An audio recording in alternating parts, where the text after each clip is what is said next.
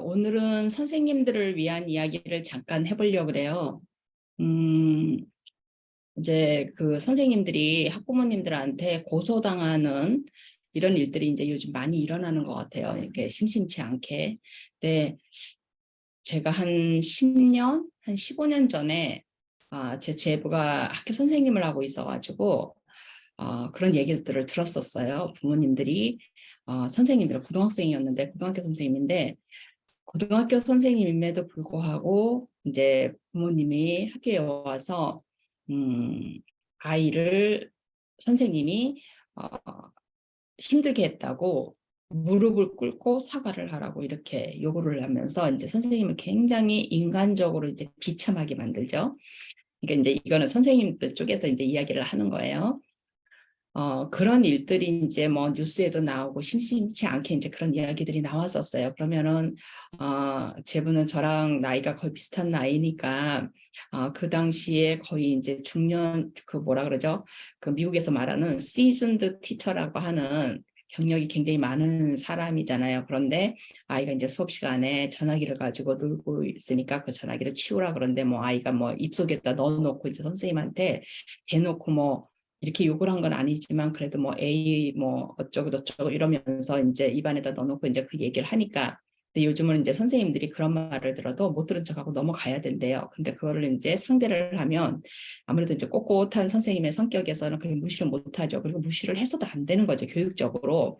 아이가 그런 말을 했을 때 부모님이 선생님이 그거에 대해서 교육적으로 아무 말도 하지 말고 그냥 무시하기를 원하는 부모님이 계신다면 그 부모님은 아이를 어, 굉장히 힘든 사람으로 키우게 되겠죠. 나중에 가서 이제 안하무인인 이 세상에 겁이 없는 사람으로 이제 우리 그런 어른들의 모습을 많이 보잖아요. 지금 뭐 심심치 않게 그런 것처럼 이제 그러는데 요즘에 이제 부모님들은 이제 그거에서 좀 넘어선 것 같아요. 넘어서셔서 가서 이제 아이를 학대를 했다.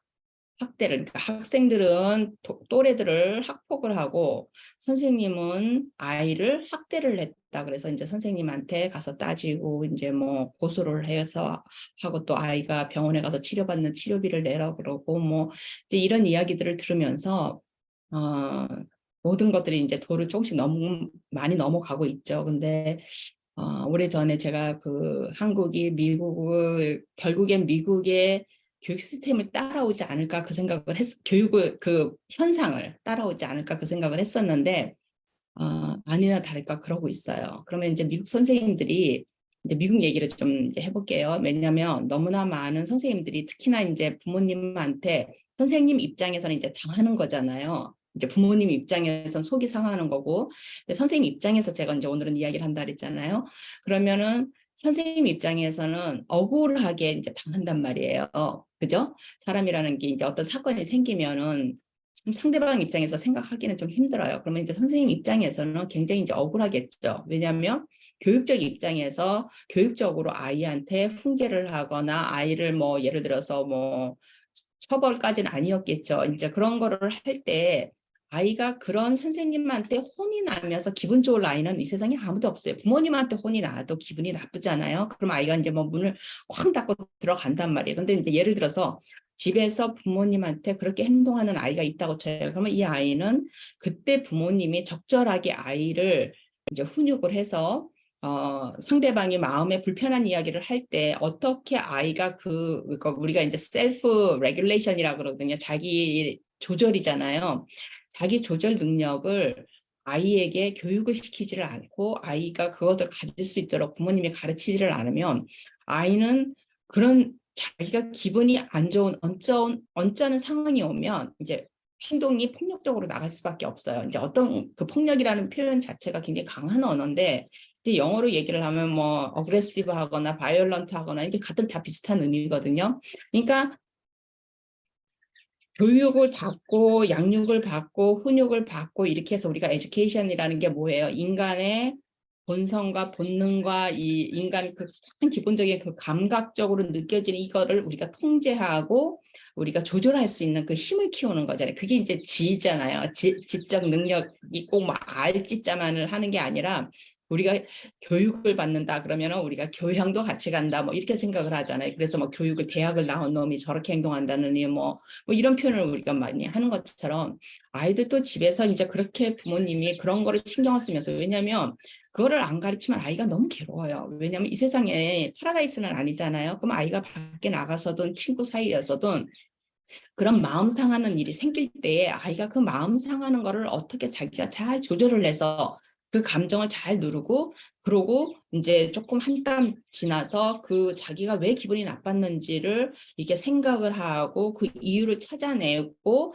그렇게 하는 그 생각을 그 과정을 부모님이 이제 같이 하면서 어릴 때부터 가르쳐야 되는 거예요. 이제 부모님 질문하면서 이제 그 과정을 가르쳐야 되는데 이제 그걸 아이가 제대로 이제 못 배우면 학교에 가서 선생님한테 혼을 날 때 아이가 이제 그거를 감당하기가 굉장히 힘들죠. 조절하기가 힘들어서 아이가 이제 선생님한테 그 선생님 입장에서는 버릇없이 행동을 한다든지 규칙에 규율에 어긋나게 행동을 한다든지 이런 이제 상황이 생기잖아요. 그러면은 이제 선생님도 마음이 상하게 되잖아요. 왜냐하면 선생님이 어른이고 선생님인데 아이가 어른을 존중해주지 않고 선생님의 말을 상대방의 말을 존중해주지 않으면 선생님은 이제 거기에 대해서 이제 훈육을 하게 되죠.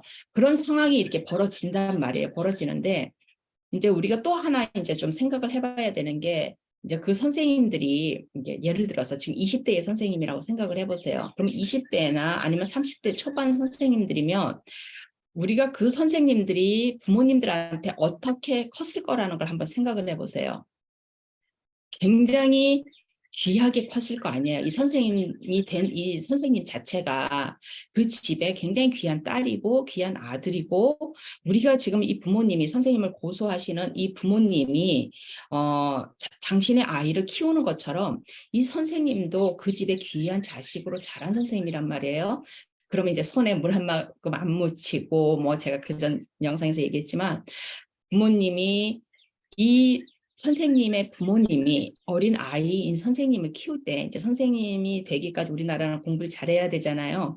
그러면은 굉장히 열심히 공부하고 성실할 것이고 그다음에 어른들의 말을 좀 잘 따르는 스타일이었을 거예요. 그러다 보니까 이 선생님 자신이 어떻게 보면 엄친남처럼 자랐을 수 있어요. 그리고 공부를 잘했기 때문에 부모님이 많은 것들을 안 가르치고 또 부모님하고 잘 이렇게 지내니까 어쩌면은 그런 어떤 인간적인 갈등을 많이 겪는 것을 또 경험을 안 해봤을 수도 있어요. 그렇게 많지는 않았을 수도 있어요. 그냥 뭐 친구 사이에 옥신각신 하는 정도지 그렇게 크게 무슨 뭐 부모님하고 이제 사이가 나쁘거나 막 이렇게 되면은 인간관계의 그 갈등 상황을 많이 이제 겪게 되는데 선생님들이 이제 그런 거를 못 겪고 그렇게 이제 그야말로 귀하게 남의 집에 귀한 아이로 자라가지고 선생님이 됐다 그러면은 이 선생님은 또 어때요? 이 선생님 스스로도 생각을 하시면 부모님이 조그만 한 땀 넘어 이게 물러서서 생각을 해보면 이 선생님 자신도 자기 아이를 낳아서 만일에 선생님이 아직 결혼을 안 하셨고 아이가 없는 분이라면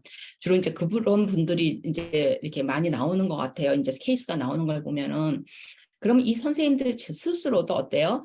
자기가 학교를 다닐 때 많은 힘듦을 겪고 뭐 공부를 못해서 구박도 좀 받아보고 친구들하고도 막 이렇게 좀 그야말로 거칠게 좀 자랐으면은 이런 어떤 인간사회에서 아이들을 다루는 데 있어서도 굉장히 잘 다룰 수가 있어요. 선생님이 머리를 잘 써서 아이들은 그냥 아이들이니까 어른의 입장에서 아이를 다룰 수가 있는데 만에 하나 선생님이 그런 케이스가 많이 없이 부모님하고 사이도 괜찮았고 친구들하고도 뭐 원만했고 이렇게 해서 자라면 이런 어떤 갈등 속에 인간과의 갈등 속에서 어떻게 행동을 하고 어떻게 해야 되고 이런 거를 못 겪었을 수도 있어요. 그러면은 아이가 이제 학생이 보여주는 어떤 작은 행동에도 선생님이 어떨 줄을 몰라 할 수 있거든요. 이제 이거는 미국 선생님들도 마찬가지예요. 제가 가장 걱정하는 것이 그거고 미국 선생님들이 거의 50% 가까이가 선생님을 시작해가지고 5년 안에 그만둔다 그랬잖아요.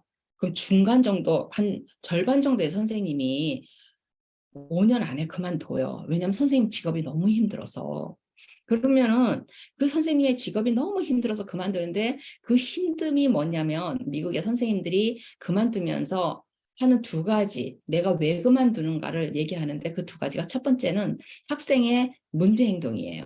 교실 안에서 아이들이 수업에 집중하지 못하고 너무너무 시끄러운 거예요. 근데 그걸 선생님이 통제를 못해요. 그 다음에 두 번째 이유가 그런 아이들을 어떻게 학교에서 해줘야 되는데 해주는 시스템이 없는 거예요. 그러면 이게 이제 모든 게 선생님한테 와 있는 거예요. 그러면 이제 특수교육 쪽에는 우리가 이제 functional behavior assessment 이래서 이제 그런 것들이 있어요. 왜냐하면 특수교육의 아이들은 아무래도 이제 장애가 있다 보니까 어휘력도 언어력 이제 이 말로 표현하는 것 능력도 조금 떨어질 수 있고 이러다 보니까 우리가 모든 아이들의 행동은 우리가 언어라 그러거든요. form of communication이라 그래요. 그러니까 의사소통인 거예요. 아이들의 이 문제 행동이든 아이들이 우는 행동이든 웃는 행동이든 모든 행동, 인간의 모든 행동은 의사소통이에요. 그러니까 아이들의 행동은 더 의사소통일 거 아니에요. 아이들은 아무래도 어른들만큼 어휘력 많지 않고 또 세련되게 자기 표현을 할 줄 모르고 이러다 보니까 아이가 몇 마디 이렇게 단어로 얘기를 해도 이제 안 들어주면 아이들이 이제 뭐 땡깡을 부린다든지 막 이런 일이 많기 때문에 특수교육 쪽에서는 이제 그런 게 어느 정도 마련이 돼 있는데 일반 이제 교실에는 없어요. 그냥 처벌밖에 없어요. 아이가 선생님에게 버릇없이 하거나 생각보다 미국이 규율이 조금 더 세요.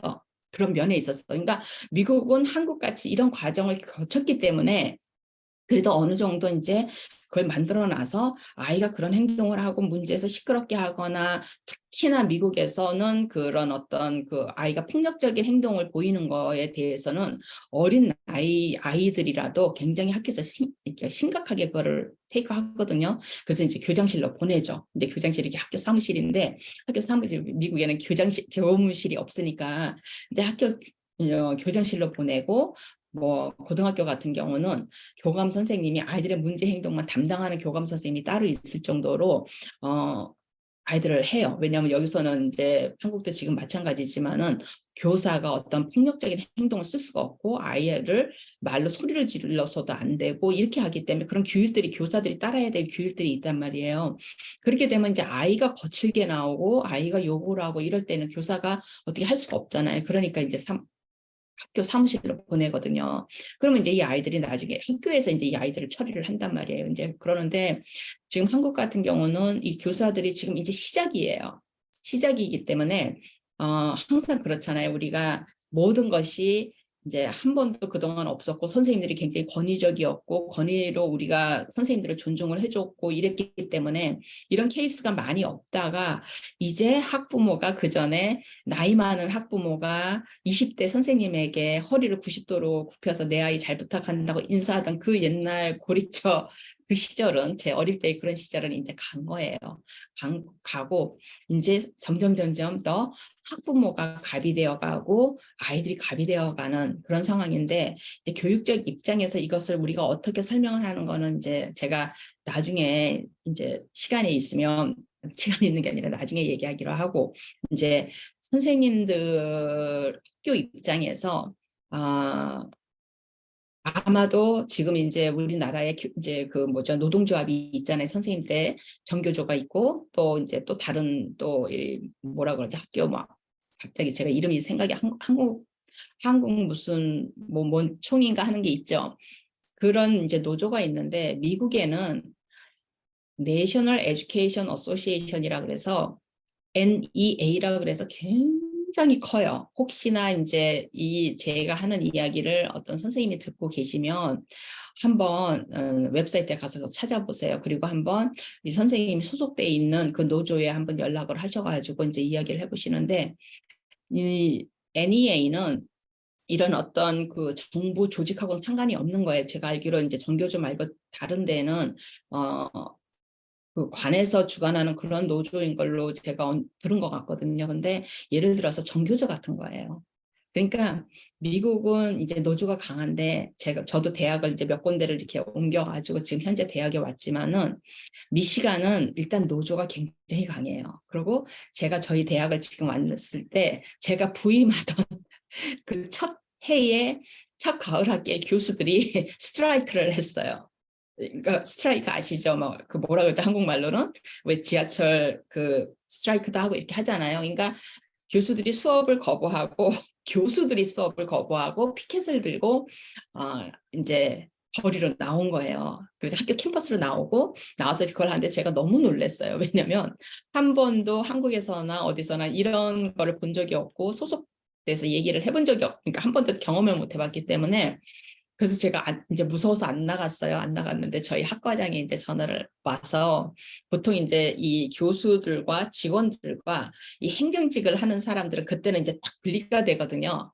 근데 이제 저희 학과장이 굉장히 좋은 분이었었어요. 능력 있는 분이었는데 제가 지금도 그분을 잊지를 못하고 그분 때문에 제가 그분도 하나의 이유였었어요. 제가 지금의 대학으로 오는 저런 사람하고 같이 일을 하면 참 좋겠다는 생각을 했었거든요. 근데 그분이 저한테 이제 전화를 해서 괜찮다. 너가 이제 테니어라 그러잖아요. 이 테니어를 안 받았지만 너한테 불이익이 가지 않을 거다. 이제 교수들이 테니어를 받을 때까지 그 테니어를 한국말로 뭐라고 그러죠? 어, 그러니까 테니어를 받게 되면 이제 교수들이 이 대학에서 평생 있을 수 있는 거예요. 저희는 이제 그 퇴직 나이가 제한이 없기 때문에 뭐 70이든 80이든 자기가 힘 닿는 데까지 있고 싶은 만큼 있을 수 있는 그 테니어를 이제 아직 안 받았기 때문에 테니어를 안 받았다는 건 대학에서 언제든지 저를 자를 수 있다는 거거든요. 근데 이제 그 분이 전화를 해서 저에게 걱정하지 말아라. 이제 나와서 같이 이제 도와라 이 말이겠죠. 그래서 이제 한 번 딱 나가가지고 피켓을 듣는데 도저히 얼굴을 학생들을 보고 그러니까 제가 그 고지식한 그 마음에 학생들 앞에서 그런 모습을 교수가 보인다는 게 선생이 보인다는 게 도저히 용납이 안 돼서 제가 피켓을 들고 얼굴을 가리고 이렇게 서 있었거든요. 그러니까 아직 그 학교에서 수업 한 번을 안 해본 상황에서 이제 일이 터진 거고. 근데 이제 작년 가을에 이제 저희가 또 이제 스트라이크를 두 번째로 했어요. 두 번째로 했는데 그렇게 이제 교수들이 노조에서 이제 임금 뭐 인상 이런 거를 이제 굉장히 복잡해요. 이게 임금만 문제가 아니에요. 뭐 교수들 연구 논문 몇 편 쓰고 뭐 이런 것부터 시작해가지고 굉장히 그 계약이 복잡해. 책이 한 권이에요. 계약서가.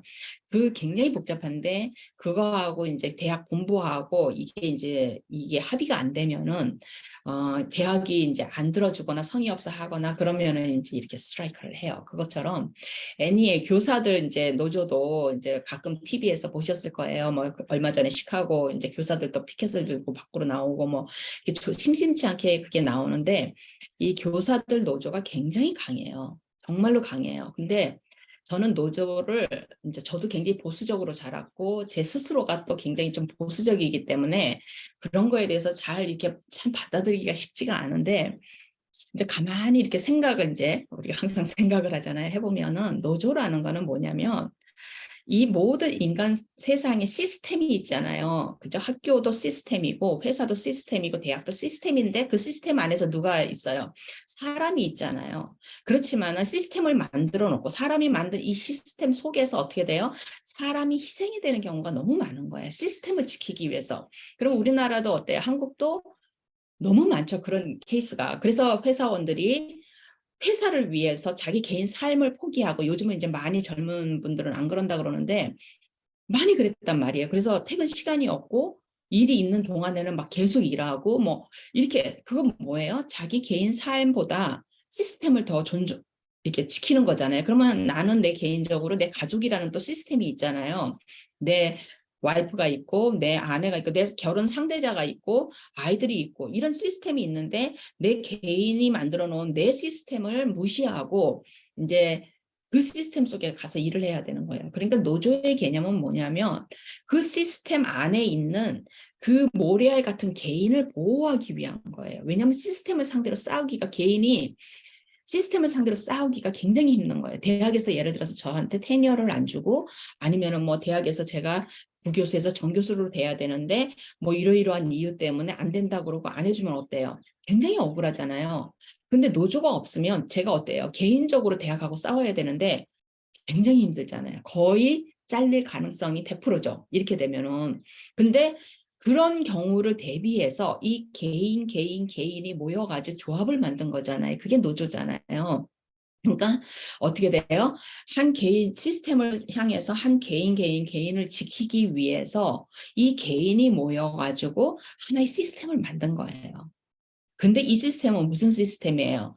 아무 이익과 관계가 없이 내가 이 시스템 속에서, 노조 속에서 내가 노조비를 내면서 나의 권리를 지키는 거예요. 그러니까 나의 목소리를 지키고 나의 권리를 지키는 거기 때문에 내가 매달 이만큼의 노조비를 내기 때문에 나에게 무슨 불이익이 생겼을 때 내 노조는 나를 위해서 싸워주는 거예요.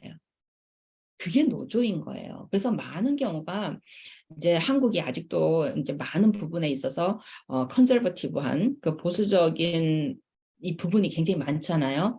그리고 이 보수적인 사람들은 이제 제가 그랬던 것처럼 이 노조나 이런 데도 하는 게 굉장히 밑바닥부터 마음이 불편할 수가 있어요. 그냥 이유 없이 그냥 그래요. 뭔가 시스템을 깨는 것 같은 그런 느낌이고 시스템을 깨면은 굉장히 불안해지고 내가 나에게 불이익이 올 것 같고 이런 생각을 하는 분들이 이제 보수잖아요. 그죠? 그래서 있는 그대로 가고 싶은 거예요. 그냥 우리가 해오던 대로 하고 싶어 하는 사람들이 보수고 진보라는 거는 거기에서 좀 더 인간을 보자는 거가 진보 저는 그렇게 이해를 하거든요. 그렇기 때문에 이 노조도 마찬가지예요. 그래서 미국에서는 교수 노조가 있고 교사들 노조가 너무너무 커요. NEA 그래서 전국 노조예요. 그러니까 미국 땅덩어리가 크잖아요. 사람도 많고 그러니까 이 전국 노조기 때문에 전체 내셔널 에듀케이션 어소시에이션이 있고 그 하에 이제 각 스테이트 어소시에이션이 있어요. 근데 저희는 미시간이니까 MEA예요. 이제 그 주의 첫 자를 따서 MEA. 그러면 이제 똑같은 그 저희는 어떻게 MEA더라고요. 왜냐면 M자로 시작하는 데가 뭐 미조리 뭐 여러 가지 주가 있는데 그러면 각 주마다 그 MEA 산하에 각 50개 주에 이제 있잖아요. 지부장이 있겠죠. 그 다음에 그 스테이트에 미시간에 또 어때요? 학교 조직이 이제 그 밑에 뭐가 있겠어요? 이제 미시간 같은 경우는 우리가 스쿨 디스트릭트 그러면 거기가 제일 그 다음 조직일 것 같은데 그렇지를 않고 그 위에 이제 또 이제 ISD라고 해서 있고 그 밑에 이제 스쿨 디스트릭트가 있어요. 그렇기 때문에 같은 그 안에서 NEA에서 시키는 대로 다 하는 게 아니라 NEA는 큰 조직이기 때문에 거기에 이제 기본적인 강령이 있겠죠. 그러면은 각 주에 또 자기네가 또 만들어 놓은 게 있고 그 밑에 또 어때요? 학교 스쿨 디스트릭트는 또 자기네 게 또 있는 거예요. 그러다 보면 이 학교 스쿨 디스트릭트와 교육부와 저쪽 교육부가 꼭 같은 법이 없는 거예요. 각자 거기에서 디벨롭을 하기 때문에 교수도 저는 마찬가지예요. 제 짝도 이제 교수인데 다른 대학에 그 대학에 있는 교수 노조와 저희 대학의 교수 노조가 각자 대학의 그 대학 본부하고 맺어놓은 컨트랙트가 달라요. 계약이. 그런 것처럼 있는데 저도 이제 여기서 학교 선생님을 할 때 그때는 이제 제가 너무 아마 어디선가 얘기했을 거예요.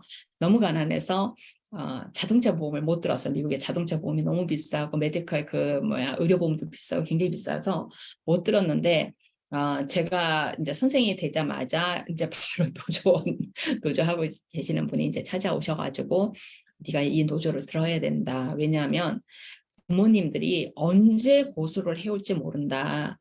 그러면 부모님들이 일단 고소를 하면 그게 밀리언짜리 고소다. 뭐 그 당시에 밀리언웨어 그러면 막 어마어마한 부자였잖아요. 제가 깜짝 놀랐죠. 그래서 그때 당시에 50불인가 상당히 큰 돈이었어요. 저한테는. 그 돈을 매달 내는 거예요. 거기다가. 50불씩. 그러면 그것도 상당히 크잖아요.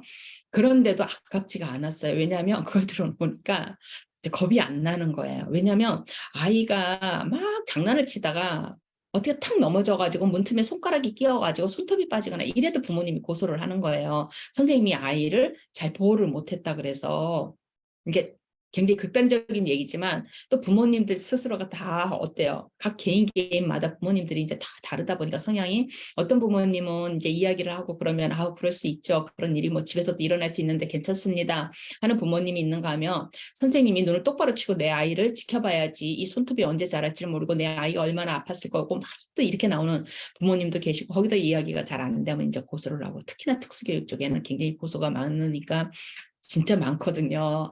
일반 그 초등이나 이제 중등이나 이제 뭐 이렇게 보다도 그러니까 이제 다 들죠.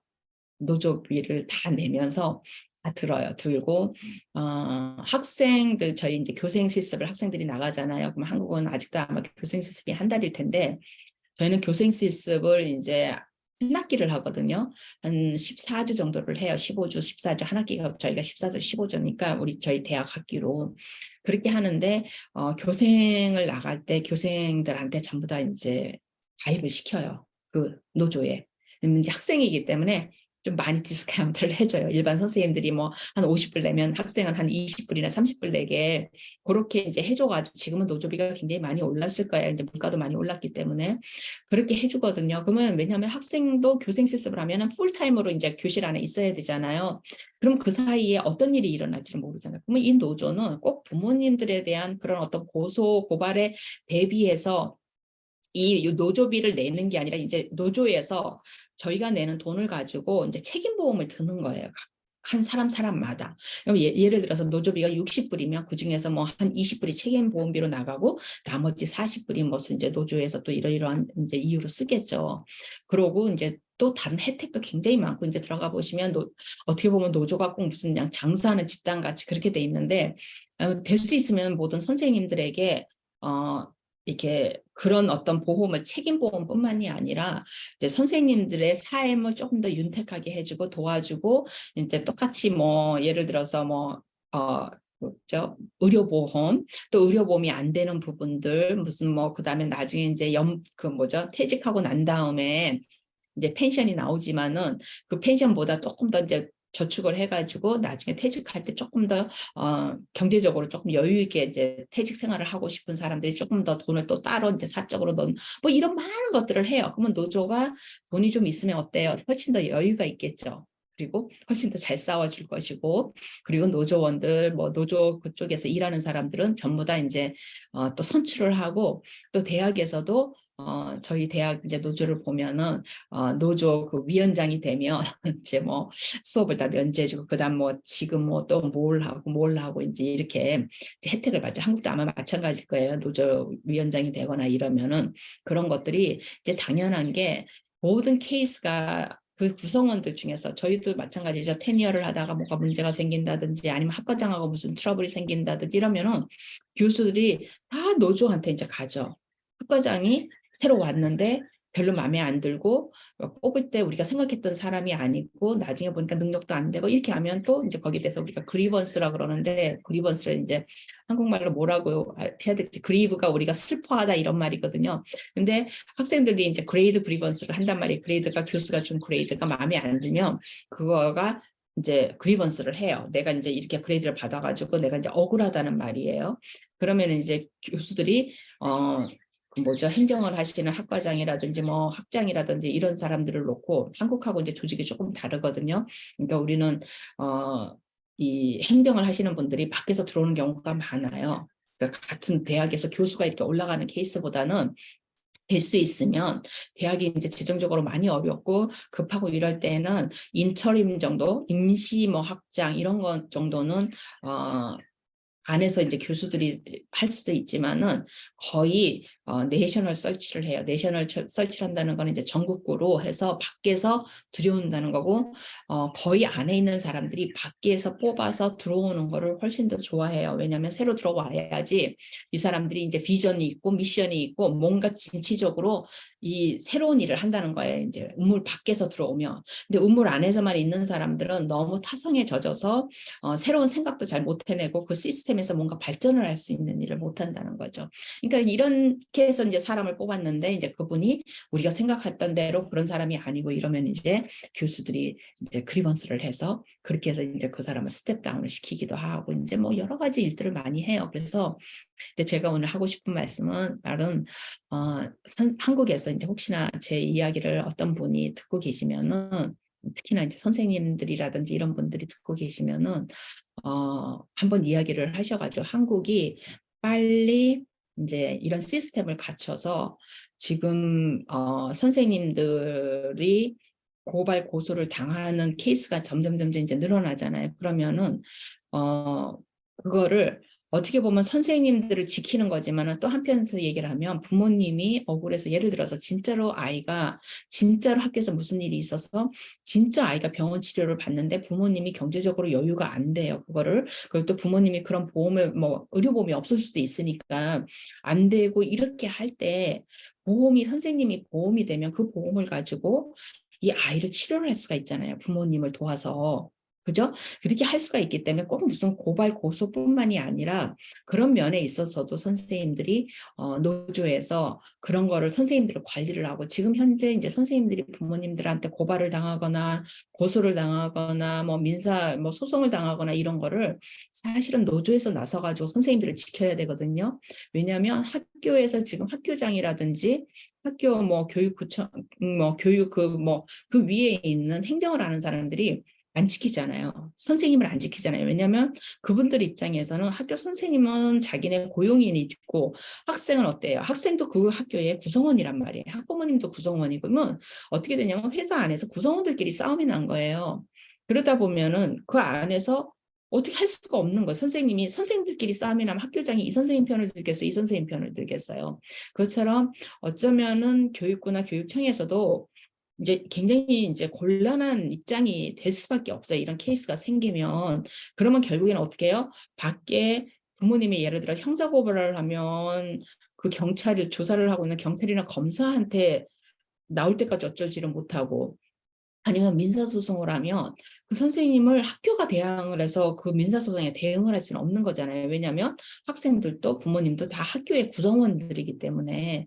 그래서 어떤 면에서는 선생님들이 학교에서 보호를 안 해주고, 그러면 이제 선생님 입장에서는 학교에서 선생님들을 먼저 보호하는 게 맞고, 저도 그렇게 생각을 했었거든요. 근데 이렇게 한 발자국만 이렇게 딱 떨어져서 생각을 하면 학교 입장이, 물론 이제 교장 선생님이라든지 교감 선생님이나 그 위에 이제 뭐 교육 뭐 장학사, 장학관 뭐 이런 이렇게 행정으로 쭉 올라가시는 분들이 자기 밥그릇을 지켜야 되기 때문에, 자기 자리를 지켜야 되기 때문에 그렇게 이제 속적으로 나오는 경우도 있을 거예요. 있지만은 또 한편으로 생각을 하면 같은 식구들끼리에서 일어난 사건이기 때문에 그분들이 이러지도 못하고 저러지도 못하는 이 곤란한 입장이 생기거든요. 그렇기 때문에 부모님은 어때요? 밖에서 변호사를 사잖아요. 그러면은 이 노조에서 이 선생님들을 백업을 해줘야 되는 거예요. 혹시나 선생님이 노조에 가입을 하셨다면은 노조에서 나서서 노조 소속의 변호사들이 있어야 되고, 노조 소속의 변호사들이 없으면 노조에서 그 변호사들을 어떻게 어레인지를 해서라도 이 부모님을 도와야 되는 거예요. 그게 맞는 거예요. 그러니까 이거는 누구가 잘하고 잘못한 거를 떠나가지고 어떻게 부모님이 자기 아이를 놓고 저렇게 할 수가 있을까? 굉장히 억울한데, 이게 모든 게 어때요? 주관적인 거잖아요. 우리는 남의 주관적인 거를 객관적으로 이렇게 보니까 우리가 훨씬 더 그걸 객관적으로 보니까 좀 더 공정하게 볼 수 있기 때문에, 우리가 뭐 너무 심하다 어쩌다 이렇게 막 이제 우리가 저지라고 그러죠. 저지 판단을 할 수가 있는데, 어떻게 보면은 이 부모님들이 굉장히 심한 케이스도 있을 수 있고, 또 선생님들이 또 심한 선생님들이 또 그렇게 할 수도 있고, 또 이렇게 심하게 또 이렇게 선생님들이 좀 굉장히 이렇게 얼굴에 철판 깔고 행동하시는 선생님들한테는 또 이런 사건도 잘 안 일어나요. 부모님들이 그런 분들은 센 걸 알기 때문에 어떻게 보면 조금 덜 그거 할 수도 있어요. 근데 이제 20대, 30대 초반 뭐 아직 여리여리하고 아직 결혼도 안 했고 뭐 아니면은 이제 선생 시작한 지 얼마 안 되고 이렇게 굉장히 벌러러블 하거든요. 영어로 얘기를 하면 벌러러블 하다 그래요. 굉장히 이렇게 유약하죠. 왜냐하면 아직 경험이 없기 때문에.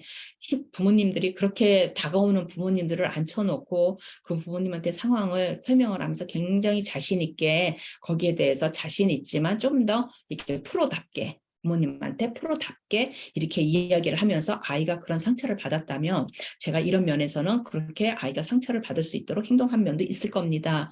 그러면 제가 어떻게 하면 좋을까요? 한번 이야기를 할까요? 뭐 이렇게 하면서 해서 부모님이 그 선까지 안 가도록, 물론 사람마다 선생님도 마찬가지고 부모님도 마찬가지고 정말 막가파들도 있어요. 도저히 어떤 이야기도 통하지 않는 분들이 있거든요. 굉장히 힘든 케이스가 있어요. 근데 아무래도 이제 경련이 이제 연륜이 있으면, 부모님도 첫 아이가 아니고 두 번째 아이고 세 번째 아이고 이러면 첫 아이는 막 부들부들 떤단 말이에요. 저도 마찬가지로 항상 긴장 상태의 경험이 없었기 때문에 첫 아이가 1살이 되는 것도 처음이었고 2살짜리 아이를 키우는 것도 처음이고 3살짜리 아이를 키우는 것도 처음이란 말이에요. 근데 이제 둘째, 셋째부터는 이제 부모님이 마음이 좀 느긋해서 좀 여유가 있는데, 이제 부모님도 아이들이 이제 그렇게 쳐다이거나 이러면 부모님도 이제 처음이니까 경험이 없고 별로.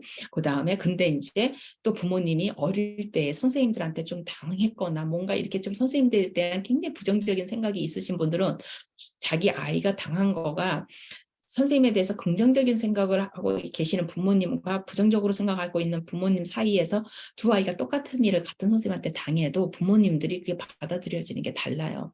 아무래도 내가 그런 상처가 있으면 저도 별로 이렇게 학교 다닐 때 선생님들에 대한 좋은 기억이 없거든요. 그러다 보면은 글을 쓰다 보면 제가 막 보여요. 이렇게 선생님들에 대해서 그렇게 제가 따뜻한 마음을 가지지 아직 못 가지고 있구나 하는 걸 제가 선생님을 키우는 교육시키는 이제 선생님의 선생님에도 불구하고 제 마음이 그렇단 말이에요. 그러다 보니까 사람이 자기가 경험한 선에서 세상사가 일어나는 것을 이해하고 이렇게 하기 때문에 조금 이해가 가죠. 그래서 다시 말씀드리지만은 제가 이 얘기를 하는 거는 선생님들을 빨리 보호해 줄 수 있는 시스템을 만들어야 된다는 거. 근데 그거는 선생님들이 모든 선생님들이 가입해서 할 수 있는 노조. 이제는 정교조라든지 이런 선생님들의 노조를 부정적인 시각으로만 보지 말고 만일에 그 노조가 안 좋으면 다른 노조를 하나 만들더라도 그렇죠? 그러면 노조끼리도 또 경쟁을 좀 하면 괜찮아요. 항상 우리가 경쟁이 있어야지 항상 텐션이 있고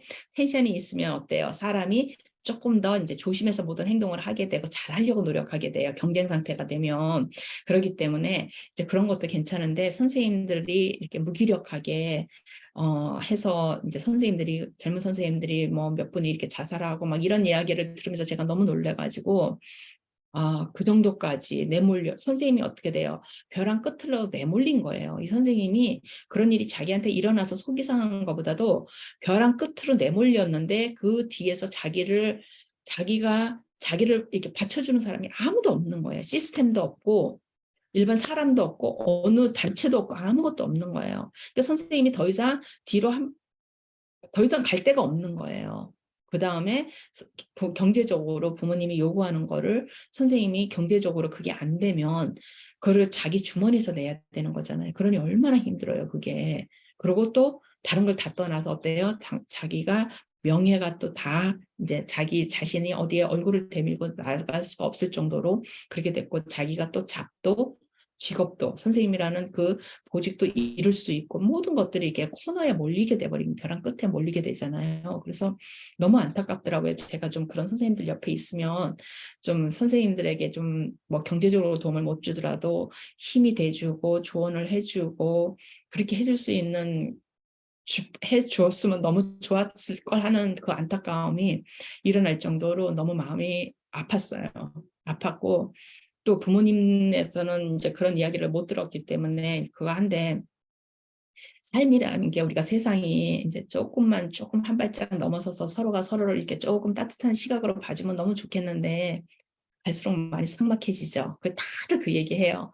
갈수록 정말 세상이 어떻게 어디로 가려고 그러고 너무 삭막하고 막 다 그렇게 얘기를 하는데 막상 자기에게 그런 일이 닥치면 어때요? 똑같이 이제 이 전투사가 돼서 싸움꾼이 돼서 같이 또 다시 자기도 이제 그런 모습을 이제 하게 되죠. 그러다 보니까 굉장히 힘들어요. 그런 것들을 제가 이제 자꾸 이렇게 보니까 자꾸 이제 아이들 키우는 얘기를 제가 자꾸 하는 것 같아요. 사실은 제가 선생이기 때문에 선생님들이 어떻게 아이들을 가르치면 잘 가르치고 부모님이 아이들을 어떻게 하면 이렇게 되고 이런 이야기를 많이 해야 되는데 자꾸 이제 그 아동학자들이나 그죠? 아동 심리학자들이나 정신과 의사들이나 뭐 이런 분들이 하는 이야기들을 제가 이제 저는 교육적 입장에서 이야기는 하지만 부모님이 아이들을 어떻게 키우고 어떻게 하고 이런 이야기를 자꾸 하는 게 저는 아이들은 보호해줘야 되는 대상이잖아요. 아직 어른으로서 자기가 자기 권리를 지키지를 못하기 때문에 의무만 이제 권리가 없는 아이들이잖아요. 아이들 나이가 그렇기 때문에 부모님들이 이제 아이들을 키우는 데 있어서도 이제 싸움꾼으로 키우고 나만 아는 아이로 키우는 게 내 아이가 나를 잘 지킬 것 같잖아요. 그럼 제가 이제 흑인 그 부모님들이 저한테 한 이야기가 응? 한 대를 맞으면 나는 두 대를 때리라고 가르친다. 어떤 이제 부모님이 저한테 와서 그랬거든요. 그러니까 친구들하고 싸울 때 때리지 말란 말을 가르치지 말아라. 저에게 그렇게 얘기했던 이제 미국 부모님이 계세요. 근데 이제 그분이 사는 동네에선 그런 거예요. 한 대를 맞으면 한 대를 때리는 거예요. 그렇게 아이를 가르치는 거예요. 부모님이 그렇게 가르쳐요. 근데 그 동네에서는 그렇게 안 가르치면 아이가 죽는데요. 언제 죽을지를 모르게 죽는다는 거예요. 이 문화가 그런 거예요. 그 동네 문화가. 그러면서 부모님이 이제 그렇게 가르치는데, 우리도 이제 요즘에는 아이들을 가르치는 데 있어서 부모님들이 약간 조금 이제 그런 성향을 그전처럼 마음이 착해야 된다, 선해야 된다, 도덕적으로 살아야 된다, 윤리적으로 살아야 된다, 이런 말을 아마 가르치는 부모님들이 제가 보기에는 거의 없을 것 같아요. 세상 자체가 그렇게 살기에는 너무 삭막해졌기 때문에. 근데 저는 계속 이제 제가 말씀드리는 거는, 아이들에게도 자기를 지키는 거를 가르쳐야 되는데, 부모님이 자기를 잘 지켜야지 이제 아이를 잘 지키게 된다 그랬는데, 자기를 지키는 거는 다른 사람에게 고소를 하고 다른 사람을 해하고 뭔 일이 자기가 생겼을 때 자기를 싸우는 게 자기를 지키는 게 아니라는 거를 아마 아실 거예요. 제 이야기를 들으시는 분들은. 근데 아이들도 마찬가지예요. 외롭지 않게 지키는 거예요. 외롭지 않으려면 자기 옆에 좋은 사람들을 둬야 되겠죠. 그죠? 그리고 또 사람들이 없어도 혼자서 잘 살아갈 수 있는 아이로 키우는 거예요. 그래서 제가 맨날 얘기한 게 단단한 아이로 키우는 건데, 그 단단한 아이로 키우는 게 부모님이 말로 해서 되는 게 아니라 부모님 스스로가 단단하게 사는 법을 알아야 되고, 그렇게 당신을 지켜야지만 아이한테 의도하지 않게 그냥 부모님이 아이한테 말하는 말인데도 그것들이 아이에게 이게 심어져서 아이 스스로가 이렇게 단단해진단 말이에요. 근데 부모가 나를 어떻게 단단한 사람으로 나를 지키지를 못하고 있으면 아이한테 그런 걸 가르칠 수가 없죠. 왜냐하면 부모님이 어떻게 하는지를 모르니까. 그런 건 이론을 가지고 할 수 있는 게 아니잖아요. 열심히 세상을 살아라 그런다 그래서 아이에게 열심히 막 부모님이 열심히 애 눈에 봤을 때 부모님은 열심히 안 사는 것 같은데, 부모님은 예를 들어서 주말에 누워가지고 뭐 TV를 보면서 애 보고 운동도 해야지, 나가서 뭐 10바퀴 뛰고 와, 이러면은 아이가 얼마나 이 부모님을 존중하는 마음을, 부모님의 마음을, 말을 존중하겠어요. 그러니까 그런 것처럼 이제 모든 것들이 이제 그렇잖아요. 그래서 하여튼 오늘은 그 이야기를 이제 선생님들이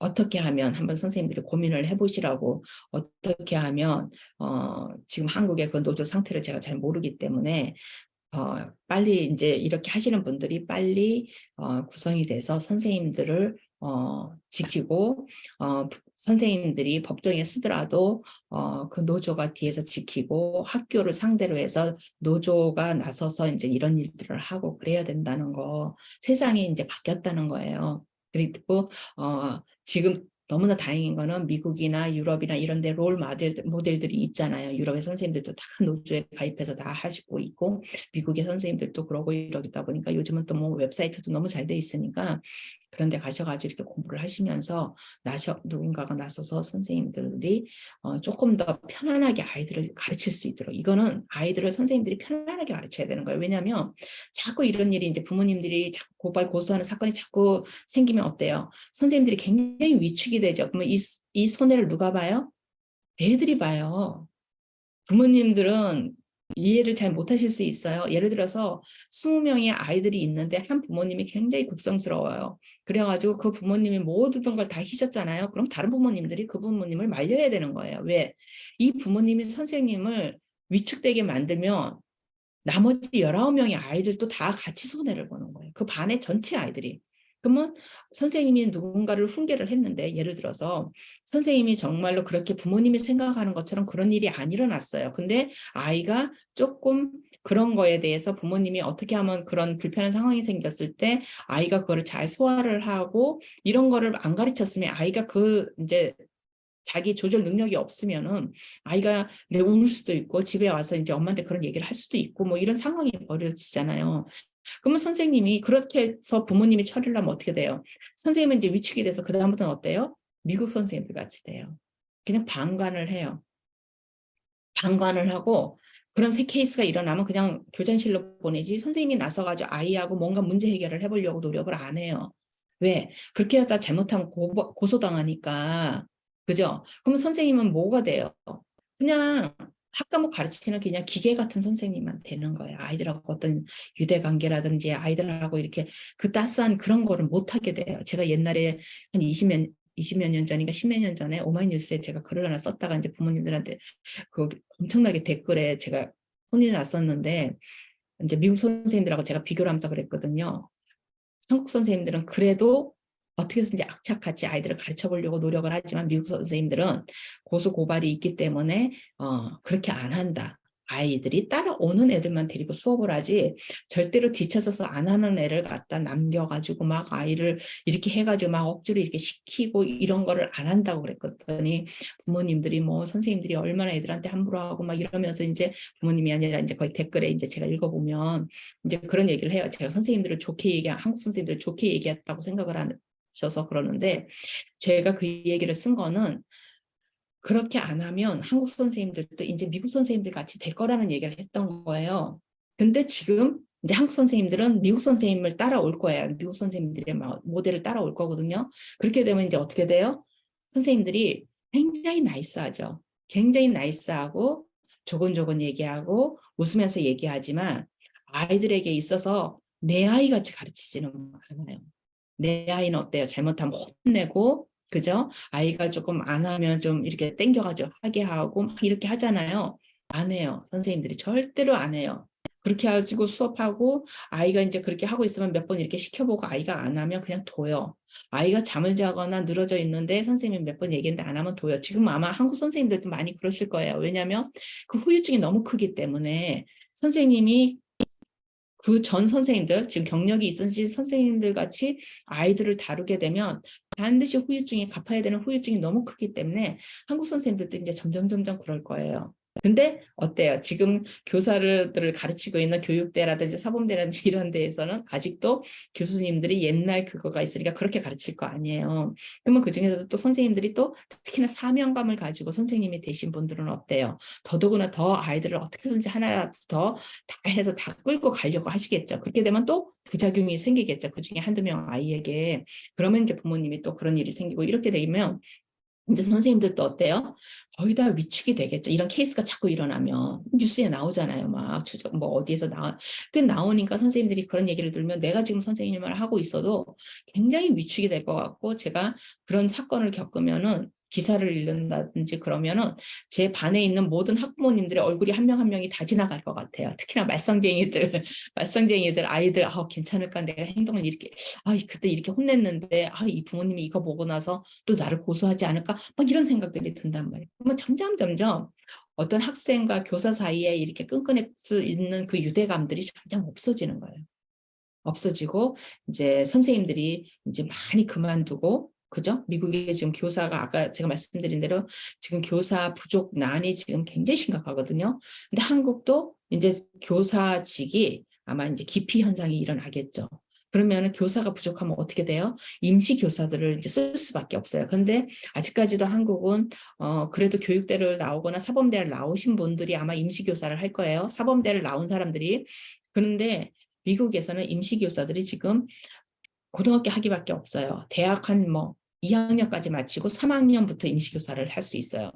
3학년이 되면 임시교사 하거든요. 그 다음에 대학 학위 없어도 임시교사 하고 대학을 다니다 그만두신 분도 하고 실질적으로 고등학교만 졸업하신 분들이 이제 임시교사를 한단 말이에요. 고등학교 졸업하고 이제 이렇게 전문대 같은 데 좀 다니고 이런 사람들이 이제 굉장히 임시교사는 하루하루를 이제 하는 대체교사이기 때문에 대체교사가 하루하루를 한단 말이에요. 이렇게 1년을 이렇게 한국은 대체교사가 아마 1년씩 이렇게 아마 컨트랙트를 하고 계약을 하고 이렇게 하는 것 같은데 요즘은 이제 교사들이 많이 부족해서 그렇게 교실에 이제 선생님들이 아파서 못 나올 수도 있고 아니면 선생님들이 일이 있어서 결혼식이 있어서 부모님 뭐가 있어서 못 나오잖아요. 왜냐하면 법적으로 쓸 수 있는 휴가 날이 있으니까 그렇게 쓸 때 이제 하루 임시교사들을 쓰는데 대체 교사를 쓰는데 지금은 교사가 너무 부족하기 때문에 이제 그런 분들인데 대학 한 전문대 밖에라는 표현을 쓰면 안 되지만은 한 60학점 정도밖에 대학 4년이 120학점이면 한 60학점 정도의 이제 있는 분들 이런 분들을 그냥 임시교사로 써요. 써가지고 학생들이 그렇게 되면 어떻게 해요? 학습이 1년, 2년, 3년이 이제 되질 않겠죠. 그러면 이제 한국같이 막 학원이 많은 곳이니까 부모님들의 사교육비가 더 들겠죠. 왜냐하면 아이들이 대학은 가야 되고 이러다 보니까. 그러면 학교 교육이 점점 더 무력해져요. 그러니까 산 넘어 산이에요. 산 넘어 산. 그런데 저는 다행이 아니라 제가 이제 이곳에 와서 바깥 세상에 나와 있잖아요. 나와 있고 조금 더 한국보다 한국이 훨씬 교육의 전통이 길지만은 어떻게 보면 우리나라의 그 공교육은 일제시대가 끝나면서 시작이 된 거잖아요. 그러니까 어떻게 보면 미국은 공교육 법은 이제 65년대에 생기긴 했지만 아무래도 이제 유럽에 앞서가는 게 있기 때문에 그거를 이제 해서 조금 더 한국보다도 모든 이런 다사다난한 이런 일들을 빨리빨리 이제 일찍 겪어서 지금의 미국의 모습이 절대로 교육적으로 바람직한 모습이 아니에요. 제가 지금 계속 연구하고 있는 게 미국의 그 at risk public education이에요. 공교육의 그 굉장히 지금 공교육이 at risk라는 한국말은 뭐라고 해야 되지? 리스키하다 그러잖아요. 위험하다고.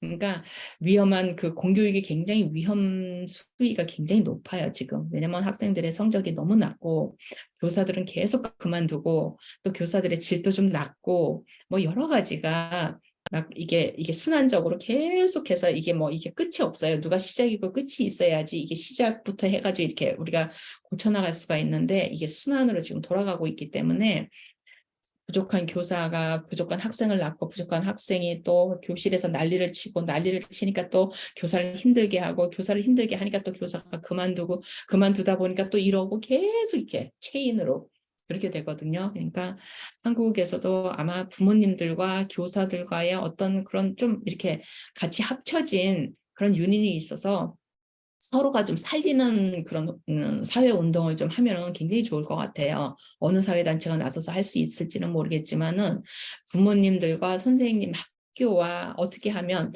아이와 부모와 선생님 이 삼각관계라 그랬잖아요. 이 부모와 어른인 선생님과 어른인 부모가 아이들을 가운데 놓고 어떻게 하면 좀 더 교육적으로 선생님들도 편안하게 좀 자기가 가르치고 싶은 만큼 마음껏 가르칠 수 있고 부모님도 좀 더 선생님이 마음껏 가르칠 수 있도록 아이가 가서 편안하게 공부할 수 있도록 부모님이 어떤 서포트를 해주면 되고 이렇게 이제 좀 이렇게 좀 뭔가 긍정적으로 서로가 서로를 살리는 방향으로 서로가 서로를 죽이는 방향이 아니라 살리는 방향으로 그렇게 좀 발전이 되면 굉장히 좋을 것 같아요. 근데 어딘가가 나서서 이제 이런 운동을 해야 되겠죠. 지금 뭐 학폭 뭐 그런 운동을 하시는 부모님들이 아이들이 겪은 그런 거를 마음을 그 굉장히 큰 아픔을 가지고 그런 쪽으로 일을 하시는 부모님들이 나오시는 것처럼 뭔가 이제 선생님들이나 이렇게 같이 좀 뭔가를 할 수 있는 그런 게 있었으면 좋겠어요. 근데 여기 선생님이 굉장히 부족하지만 학교 상황이 그렇게 살벌하지는 않거든요. 살벌하지는 않아요. 근데 이제 어느 정도 또 직접적으로 여기는 막 같이 부대껴 가지고 싸우는 문화가 아니기 때문에 또 이제 그런 것도 있고 그러는데 하여튼 기회가 되면은 어떻게 좀 저도 도와줄 수 있는 저에게 이제 도움을 요청하면 저도 좀 도와줄 수 있는 방향이 있으면 좀 도와주고 싶을 정도로 마음이 많이 아프고 참 많이 걱정이 되고 이제 제가 떠나온 조국이 잘 돼야 되잖아요. 그러니까 많이 걱정이 되고 막 미국처럼 이렇게 따라오면 안 되는데 뭐 이런 생각이 들고 부모님들이 학교에 선생님들이 부족해가지고 아마 우리나라 부모님들은 못 견디실 거예요. 미국 부모님들은 어느 정도 또 현상을 이해하고 미국 사람들의 성격 자체가 그러기 때문에 지금 그냥 어쩔 수가 없이 그냥 이해하니까 그냥 넘어가고 있는데 그런 현상이 이제 아마 한국에서도 교사 벌써 뭐 대체 교사가 많아지고 있다고 그러는데 아마 더 많아지지 않을까 싶고 그러다 보면 이제 교대 입학생들이 많이 줄 거고 그죠? 그러다 보면 이제 교사로 나오는 숫자도 줄게 되고 이제 그렇게 될 거예요. 제가 여기서 이제 그만할게요. 고맙습니다. 다음에 또 뵐게요.